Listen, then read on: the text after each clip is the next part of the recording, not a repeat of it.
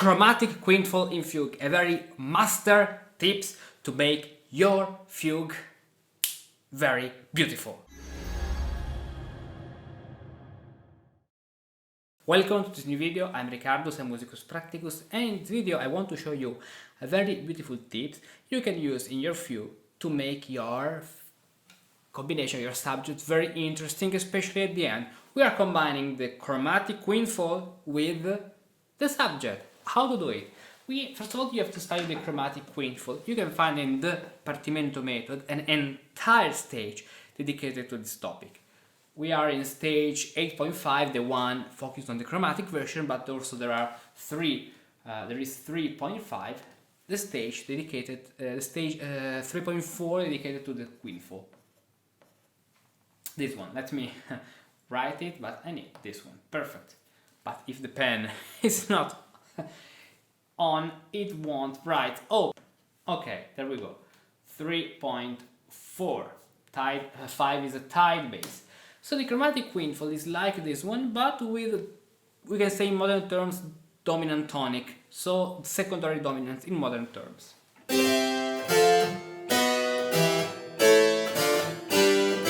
The chromatic quintfall works the same. Also, you can imagine two phases, two chords, major.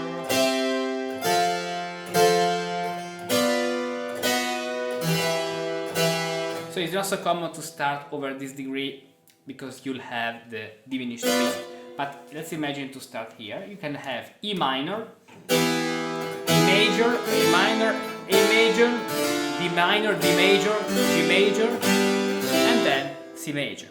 So we can apply this on our subject. Now you are able at the end of at this point of this journey to harmonize the subject in the most important keys, and you are also able to put this subject in different keys with the counter subject.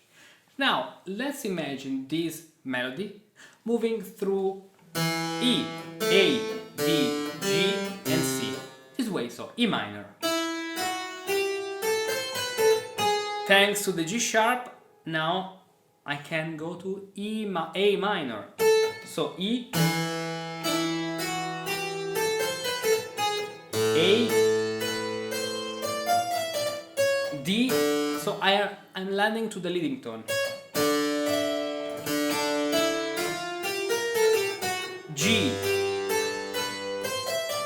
C. As you can see, I'm moving in this point, from this note up to this note. This is the chromatic quintfall, and so we have this melody, this subject, set this way. You can shift all this melody through all your voices. For example, tenor, alto, cantus, bass, alto, and it will always work because you are creating something which is wider than a simple exposition. It's like you move through the circle of the fifth, like only answer dukes, dukes, dukes, dukes, dukes, dukes, dukes, the dukes of the dukes, the dukes of the dukes, and it's a chain, as you can see. So let's play this, applying the counter subject and a third part. So we are in E minor, start here.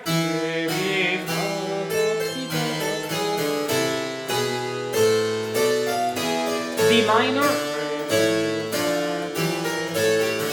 G major,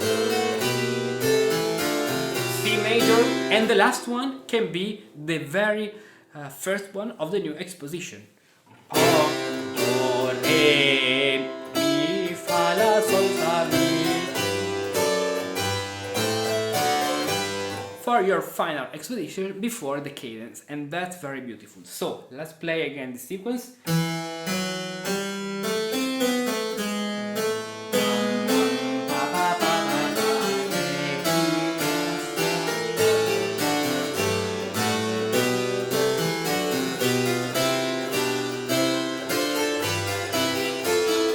And if you like, after this, put a sequence 5th up, 5th up, 4th up, 5th down, 4th up, 5th down in order to conclude and then to play the final cadence. This is a very beautiful tips you can use at the end of your fugue. For example,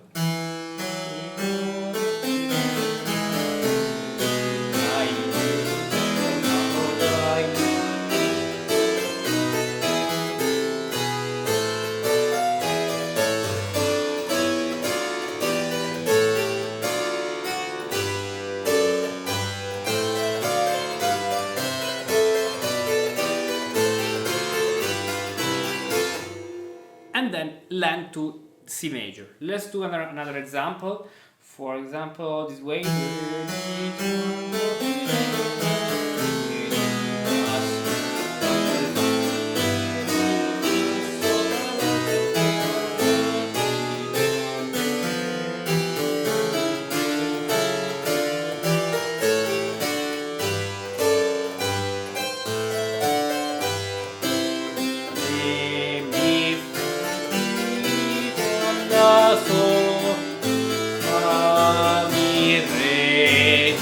So arriving to this point, you can draw the descending scale in order to play the final cadence. So we need the last entry, do, re, mi, fa, la, sol, fa, mi. In the middle, do, re, mi, mi. So we can start the sequence. Let's remember it. Let's play it again.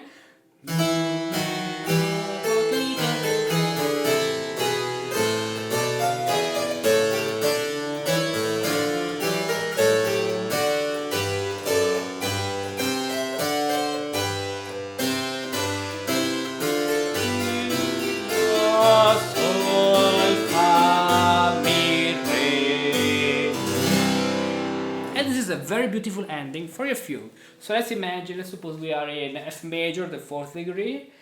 So exposition in F major, then sequence to A minor, then we engage this after a complete sequence, and then at the end that passage. So we are in the middle of our fugue, E minor section, A minor,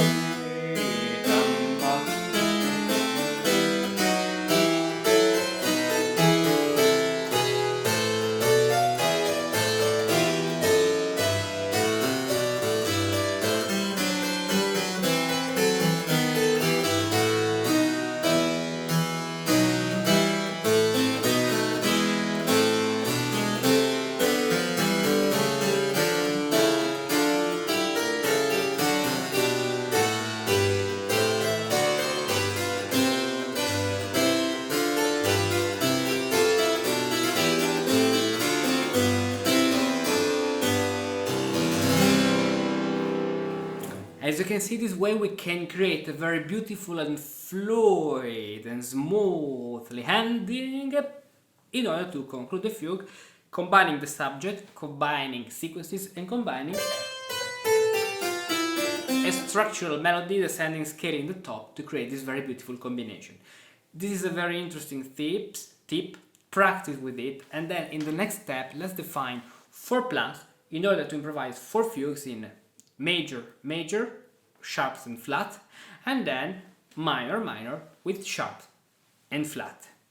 And see you. Composing a fugue is a very consuming task. There are many and difficult elements to manage simultaneously. Subject, real answer, tonal answer, double exposition, counter subject, minor exposition, augmentation, strati. If you try to tackle all these things at once, you won't be able to do it. You will inevitably hit a wall. That's why it's important to study them one at a time, so you can become increasingly proficient in each one individually, and only then manage all of them simultaneously. Handel brought 6 exercises that can help you learn, improve, and put into practice your skills in composing and improvising fugues. Discover the 6 exercises at this link, everything you can learn, and all the content and surprises that await you.